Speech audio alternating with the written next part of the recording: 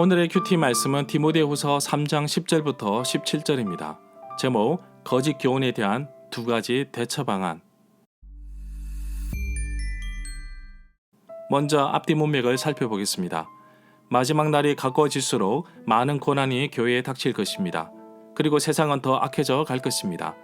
바울은 디모데에게 거짓 교훈의 위험을 알리면서 이런 사람들로부터 멀리하라고 말하고 있습니다. 그래서 바울은 거짓 교훈에 대처할 수 있는 두 가지 방안을 디모데에게 가르쳐주고 있습니다. 문단을 나눠보겠습니다. 10절부터 13절은 바울이 보여준 모범, 14절부터 17절은 모범이 되는 성경. 10절에 보면 디모데는 바울과 함께 복음을 위해 수고를 아끼지 않았기 때문에 디모데는 바울의 가르침을 포함하여 삶의 여러 영역을 잘 알고 있다고 본 것입니다. 이 구절에서 바울이 말하는 것을 바울이 가르치는 것과 살아가는 방식과 삶의 목적, 그리고 나의 믿음과 오래 참음과 사랑, 끊임없이 노력하는 자신의 마음이라고 말하고 있습니다. 11절에 보면 바울은 자신이 박해와 고난 당한 장소를 소개하고 있습니다. 이 구절에서 말하는 안디옥은 시리아에 있는 안디옥 교회를 말하는 것이 아니라 1차 전도 여행 때 지나갔던 비시디아 안디옥을 말합니다. 바울과 바나바 그리고 마가 요한이 1차 전도 여행을 떠났습니다. 마가 요한이 구브로 섬을 지나 밤빌리아에 있는 버가에 도착했는데 예루살렘으로 돌아가 버렸습니다. 그리고 다음 행선지가 비시디아 안디옥이었습니다. 비시디아 안디옥에서 유대인들이 시기하고 반박하고 비방하였습니다. 유대인들이 귀부인과 유력자들을 선동하여 바울과 바나바를 박해하고 쫓아냈습니다. 이고니온에서 이방인들과 유대인들과 관리들이 두 사도를 모욕하면서 돌로 치려고 달려들자 도망하였습니다. 루스드라에서 병자를 고쳤는데 안디옥과 이고니온에서 왔던 무리들이 그곳에 있는 무리들을 충동시켜 돌로 바울을 쳤는데 죽은 줄 알고 사람들이 끌어다가 시외에 내쳤습니다. 주님께서 그 모든 어려움 가운데서 자신을 구해 주셨다고 말하고 있습니다. 바울은 디모데후서 4장 17절에서 고백하고 있습니다. 주께서 내게 대서서 나에게 힘을 주심은 나로 말미암아 선포될 말씀이 온전히 전파되어 모든 이방인이 듣게 하려 하심이니 내가 사자의 입에서 건짐을 받았느니라. 이 사건은 사도행전 23장 11절에서 예수님께서 바울에게 하신 격려의 말씀입니다. 바울은 고린도후서 1장 10절에서도 말하고 있습니다. 큰 사망에서 우리를 건지셨고 또 건지실 것이다. 12절에 보면 그리스도와 함께 하나님 안에서 경건하게 살려고 노력하는 모든 사람은 그 반대편에 서 있는 사람들의 공격과 반대에 부딪혀야 합니다. 13절에 보면 그러나 악한 마음을 품고 다른 사람을 속이는 자들은 더욱더 악하여져서 결국 남을 속이기도 하고 속기도 할 것입니다.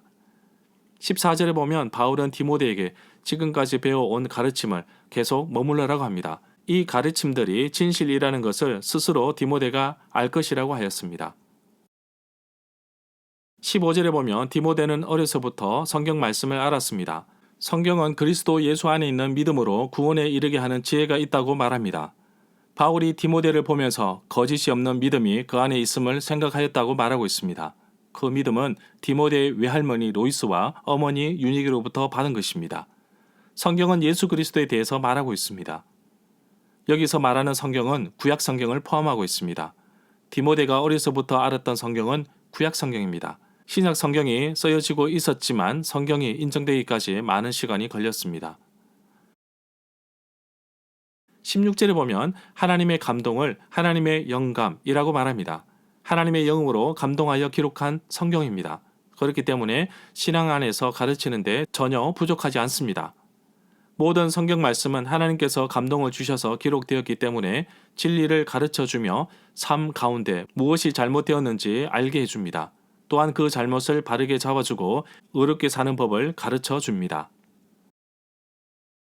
17절에 보면 말씀을 통해 하나님을 바르게 섬기는 자로 준비하게 되고 모든 좋은 일을 할 수 있는 사람으로 자라게 됩니다.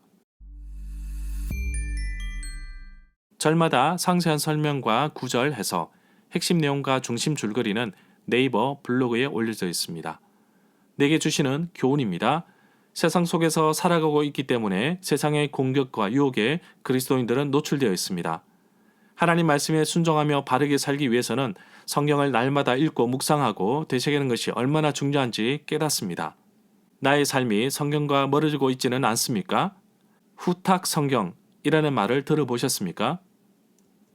주일 아침에 성경책을 가지고 교회 가는데 일주일 내내 성경에 쌓인 먼지를 후 하고 불고 탁 하고 먼지를 털어낸다고 해서 후탁 성경이라고 합니다. 정말 성경은 하나님과 만남의 장소이고 나의 인생의 길잡이가 되는 진정한 진리입니다. 날마다 한 걸음씩 하나님 말씀에 더 가까이 가기를 원합니다. 바울은 자신의 예를 들어서 본보다라는 의미로 모범에 대해서 예를 들고 있습니다. 혹시 누구를 닮고 싶은 분이 계십니까? 그분의 신앙과 삶을 모델로 닮고 싶은 분이 계십니까? 또 나는 다른 사람에게 좋은 롤 모델이 됩니까? 누군가에게 정말 성경적인 모델로 살아갈 수 있도록 하나님 말씀을 통해 저 자신의 삶을 바로 잡기를 원합니다. 디모데는 어려서부터 외할머니 로이스와 어머니 윤지기로부터 성경을 알았습니다. 어렸을 때부터 성경을 알고 신앙의 삶을 배웠다면 나이가 들어도 신앙을 저버리는 경우가 극히 드뭅니다. 나이 들어서 예수 믿기가 쉽지 않습니다. 그러나 안타까운 것은 한국 교회에 어린이 부가 없는 교회가 80%에 육박하다고 합니다. 한국 교회의 미래를 보더라도 우리 아이들이 어릴 때부터 신앙을 가질 수 있도록 전도도 열심히 하며 잘 돌봐주고 신경을 써야 합니다. 이들이 한국 교회의 미래를 책임질 일꾼이기 때문입니다. 오늘 하루 나의 삶의 기준이 되며 나의 삶을 온전케 하는 하나님의 말씀을 좀 더 가까이 가기를 소망합니다.